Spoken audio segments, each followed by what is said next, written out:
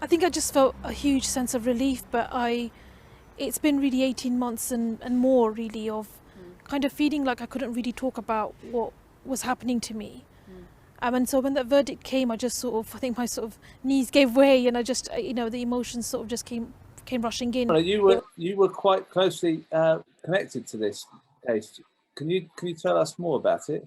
Yes, thanks first for showing this, because it's one of the most shameful episodes in our history. So I was one of a group of people who went along to court to support Apsana, to be a friendly face in a really hostile environment. Can you imagine being prosecuted for this offence, and the potential you could go to prison, you could lose your home, lose your job and go to prison?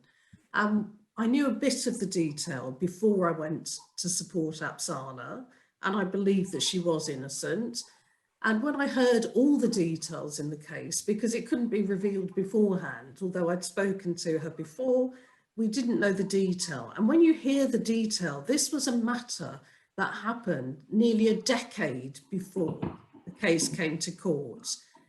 And at a time when Apsana was 21. So if any of you got 21-year-olds, you know what they may be like. But anyway, but when you heard more of the detail, the case was brought, the prosecution was brought by Tower Hamlets. Now, most prosecutions are brought by the Crown Prosecution Service, but local authorities do have the power in some cases to bring prosecutions.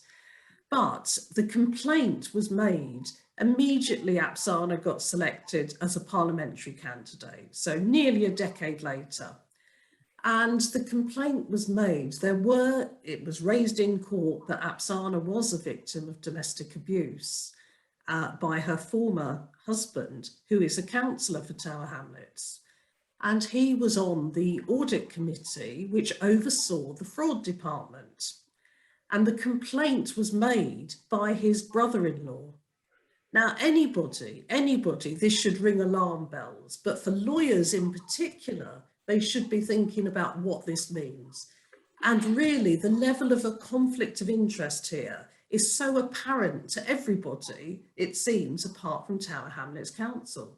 And so what must be investigated now is why this was brought at all, why the conflict of interest was not investigated, and why the leaders of Tower Hamlets Council allowed this to go through. Because certainly the mayor must have been aware that this prosecution was taking place.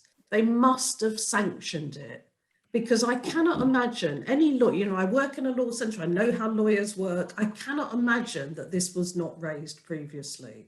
So to see Apsana sitting in a box in a court with awful people kind of messaging and going through hell, basically, her personal life exposed in court, it's further abuse of a domestic abuse survivor, basically. And I've seen, what is the most disgraceful thing is how many MPs have you seen tweeting or saying anything public to support her? Very, very few. It's the usual group of people who are. I have to say, John McDonnell came and gave evidence, a character witness, and he was brilliant. He batted away a really awful comment by the prosecution barrister. So this is really important, because this is not an isolated case. How many of us have been subjected to similar treatment? It may not have got that far, but I know when I was selected as a parliamentary candidate, somebody was commissioned to produce a dossier on me to get me as deselected as the candidate. I know that that could have been me standing in that court, if they'd found something that they could have trumped up as a charge. So we cannot, and it goes back to the previous conversations we've had about democracy, accountability, abuse of rules, abuse of power. So we really must all push for an investigation, demand an investigation, until something is done about those responsible throughout the party. I do not believe this was just down to her ex-partner. I think it goes much wider than that. And it links again to what we saw in the Ford report. We know these kind of dirty tricks, undermining of left candidates throughout the party, the abuse of the system. It is an outrage. It absolutely, all of us must be outraged. This is not an isolated case. And please ask your MP if they haven't commented on it. Ask your assembly member if you're in London why they haven't commented. Ask your councillors why they haven't commented on this. Ask your women's officers, your women's branches, how many of them have commented? How dare they say that they're committed, you know, to tackling violence against women and abuse? How dare they comment on cases, high profile cases like Sarah Everard or Nicole Smallman and Bieber Henry? How dare they use it for political reasons when they do not stand alongside one of their colleagues, for goodness sake? Yeah. They work with Apsana. So please, thank you for showing this. Thank you.